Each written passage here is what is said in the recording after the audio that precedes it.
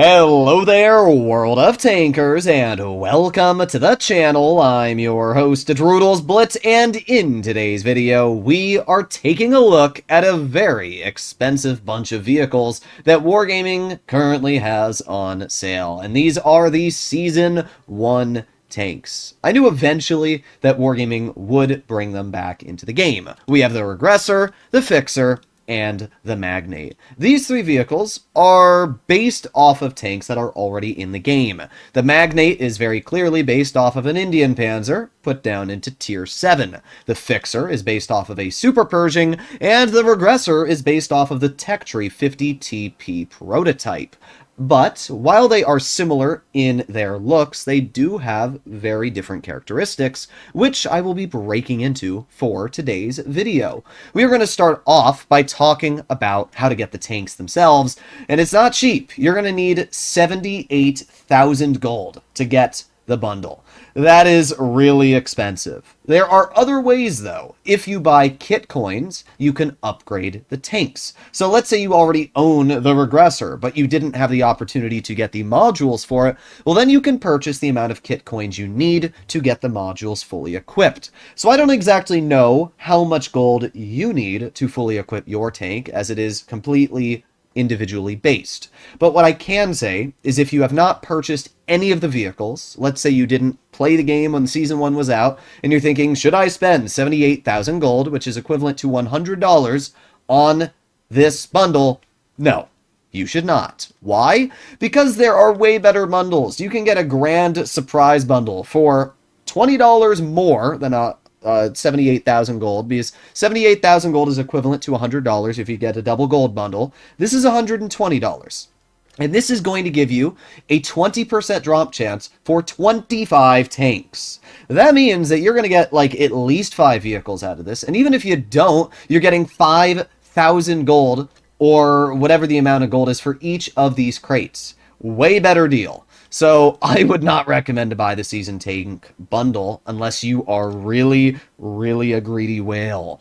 But if you are thinking about maybe fully upgrading your Fixer or the Regressor, I'm going to be letting you know about each of these 3 tanks in today's video, their capabilities, and what I think about them. Let's start off with the Magnate. This is the Tier 7 of the line. And honestly, the Magnate is quite an impressive vehicle. Features a nice alpha of 240 damage per shot, has 8 degrees of gun depression, and solid damage per minute of 2200. The tank has a good top speed of 50, and has rather troll armor, not only on the upper plate, but also really solid armor on the turret, especially when using gun depression.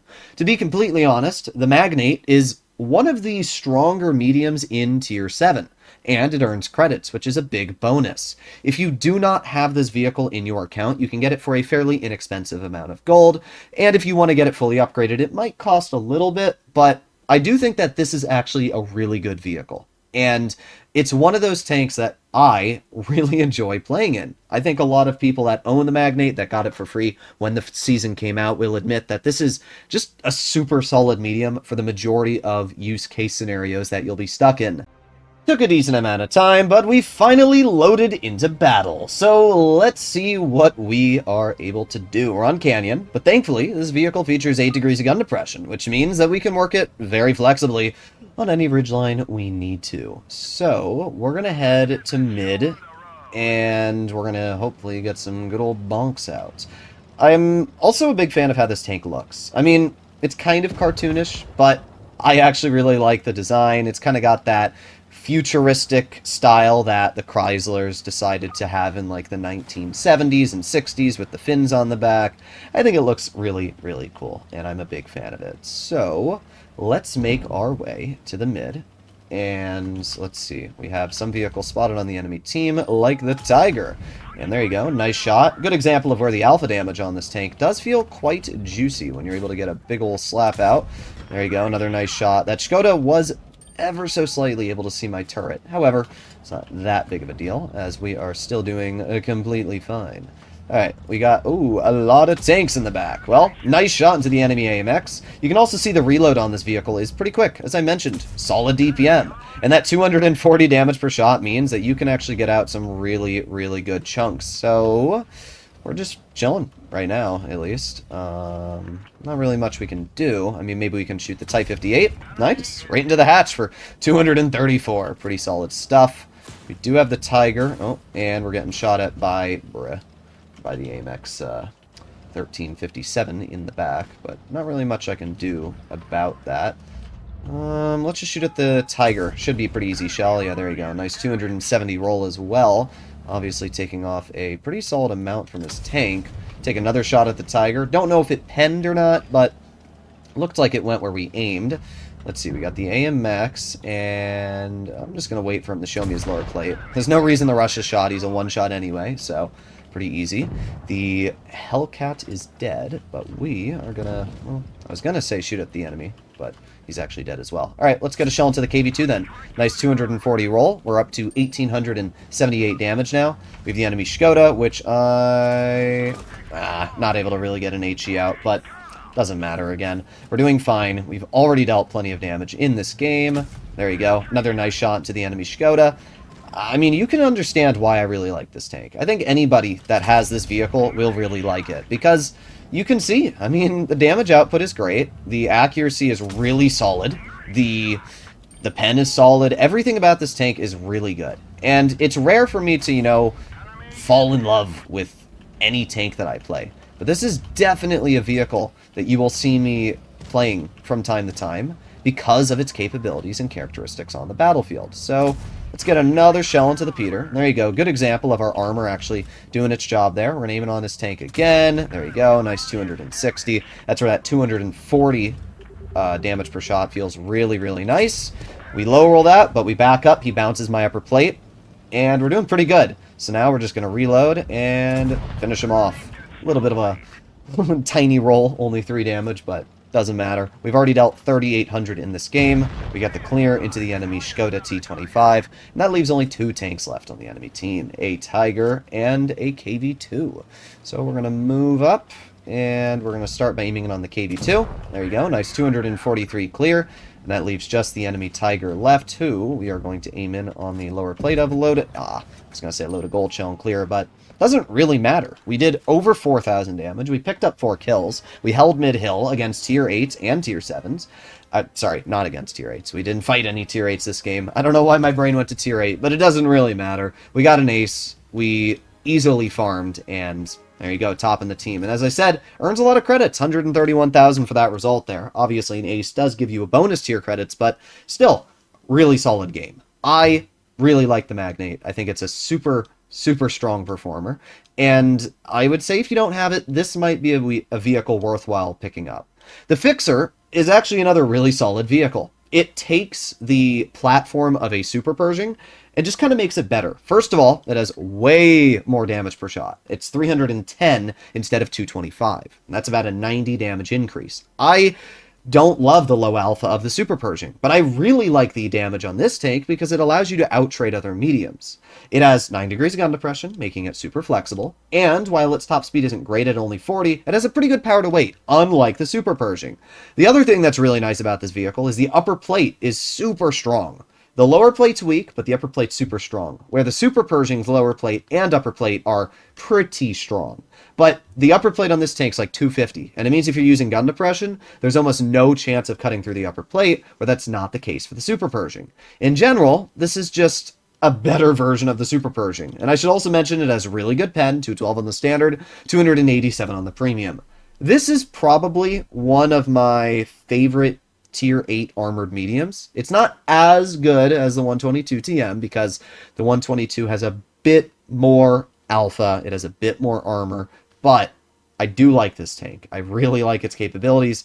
I just wish the Super Pershing was, having this gun. But here we are in our game on Canal, and we have an Aufklärungs Panzer Panther and a T-49. Up against us, we have a Leo, Lupus, Gravedigger, okay, and then a T-34 ISU, BZ-166, and AMX 1390. All right, well, let's see what we can do. I am going to start by heading to mid, and let's see if we can get some shots out. I'm not too worried, though, about this game, to be real. I mean, this is a tank that you want to play aggressive. And because of that, you shouldn't be too worried about playing aggressive in it. If you are, this isn't the type of tank you should be in. So we can see the enemy BZ-166. Actually, I wonder if we can hit that. If we can, I'd be surprised, but we did! There you go. Refined gun showcasing why it is one of the most important abilities to use. Alright, well, the Leo appears to be running. You can see the pretty good power to weight on this tank. Like, it's not great, as I mentioned. It's not, like, amazing in terms of power to weight, but it's good enough.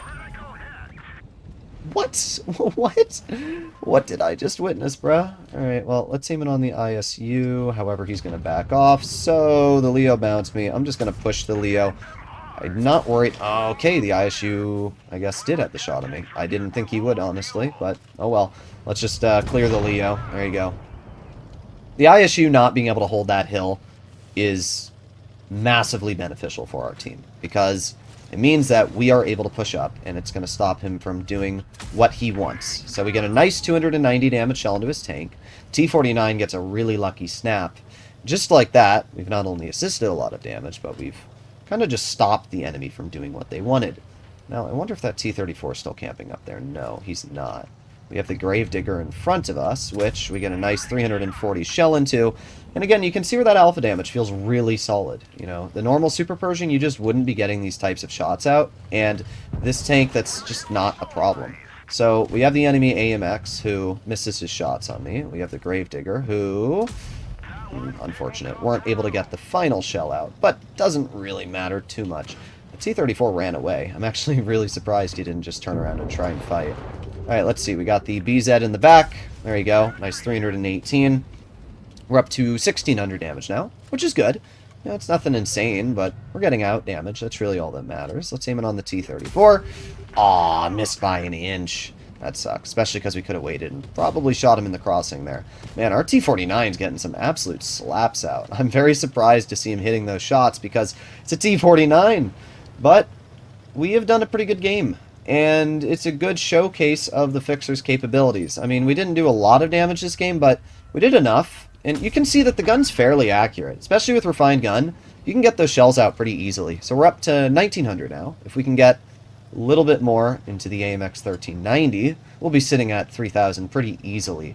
I have a feeling the 1390 is going to run this way. I don't know, but I have a feeling, because the Aufklärungspanzerpanthers on the other side, so we'll see. But I'm going to climb right up this hill, and we're going to aim it on the AMX. There you go. A nice shot. And let's just push him off. There you go. And this is a good example here of the armor on this vehicle. It's pretty good, and it gets the job done. So even though our game started off kind of slow, we brought it back, and we actually did a pretty good job. With the ramming on the Leo and the slight nudging on the 1390, we were able to deal over 2,700, which is pretty good. We blocked 1,070, and we got a second class. Because this is premium, again, we earned credits. Probably not as many as the Super Pershing would have, because the Super Pershing has the highest credit coefficient in Tier 8, but it was still a lot, and we did top in the team. Again, solid tank. I really like the Fixer. If you already have this vehicle in your garage and it's stock, I would definitely say it's not terrible of an idea to get it fully upgraded. It's a really fun tank. It earns a lot of credits. It's a vehicle I really enjoy playing in. I have a 93% win rate with 2,700 average in it for the 13 games I've played. I mean, it's not a huge ballpark of battles, but it's still a good example of its capabilities. And then we arrive to the Regressor, which is the Tier 9. Now, my Regressor has really good stats. 82% win rate, 70 games with 3,100 average. The problem is, Wargaming nerfed it quite substantially since I played in it in the past. I really liked the Regressor. In fact, it was probably my favorite Tier 9 when it was first released into the game.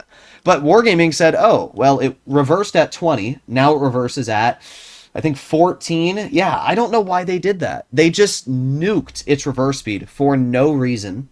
And because of that, it took away one of the major things I really liked about the tank. Now, it has a lot of other solid capabilities. It has really good premium pen. I think it's 336 millimeters premium pen, which is way more than the Tech Tree 50 TP.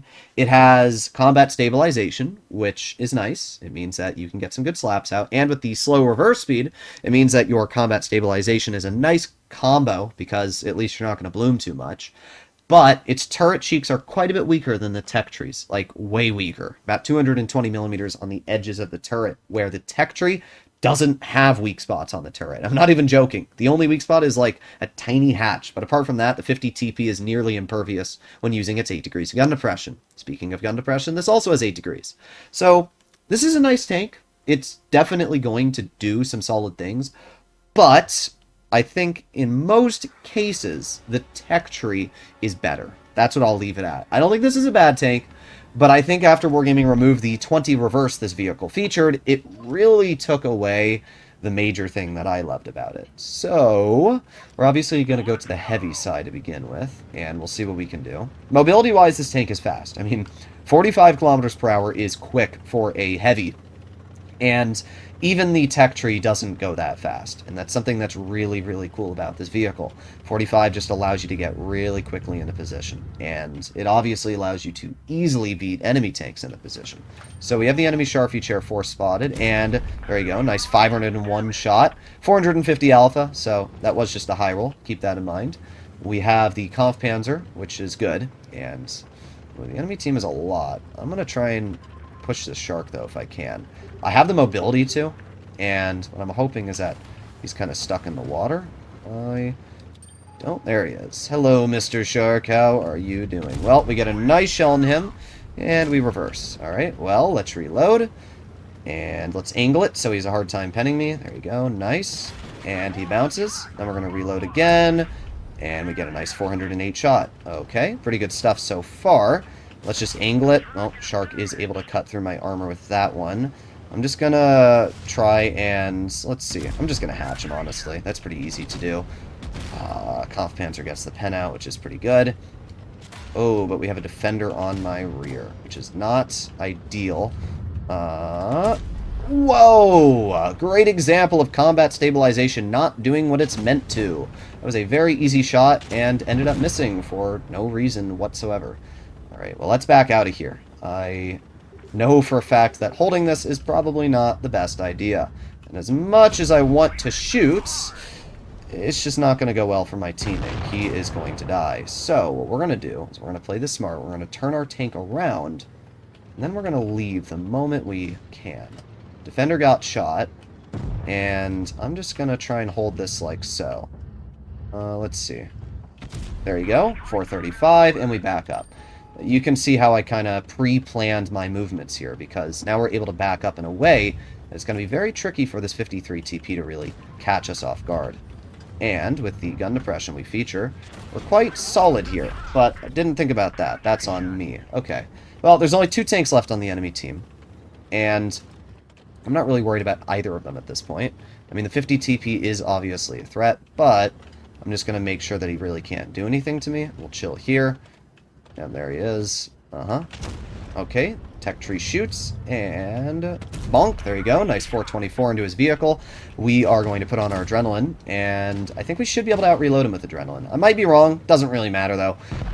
And 3, 2, 1, bonk. Yeah, we basically tied on our reload. Either way, the Regressor is a nice tank, and you can see why. The mobility is really good. It's better than the tech tree in terms of mobility because of the acceleration and top speed of features. And the alpha, the accuracy, the pen is all really good. I like this tank a lot, and even after the reverse speed was nerfed, I still think it's a really good vehicle. However, as I mentioned, I don't necessarily think it's worth the amount of money Wargaming wants you to spend when you can have a tech tree version, which is better when using gun depression, has more alpha, has tungsten, has better reverse. The only advantages has is mobility and combat stabilization, which, as we saw, kind of screwed us over with the Defender Mark 1. So there's advantages and disadvantages to each tank, but judging that one's free, I think the other one has a bigger advantage. So let me know in the comments what you guys think, but I definitely think the Fixer and Magnate are really good. I just think the Regressor is kind of eh. I'll see you in the next one. Bye-bye.